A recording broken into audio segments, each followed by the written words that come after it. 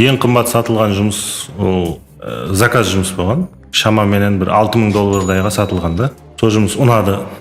Осы баланы тауып берің деген. Олар айтты, қазақ па, қарақалпақ па бір бала бар деген студент. Соны істеген. Тауып берің деп номерімді алып.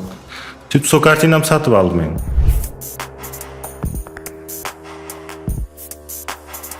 Бұл искусство сол 19 ғасырда екіге бөлінді де технология пайда болғаннан кейін. Искусство уже ол эмоция менен адамның ішкі дүниясы болып қалыптасып кетті. Қазіргі күнде тек адамдарға тәсір қалдырушы бір майданға айланған да искусство. Көп художниктер қайтыс болғаннан кейін танылды. Художник бір жұмысын сатқаны менен ол сол уақытқа дейінгі болған тарихын, өзінің өмірін бәрін қосып сатады. Жұмыспен қосып. Себебі һәм жәмиеттегі нормалардан ваз кешкен алда жасайды ол.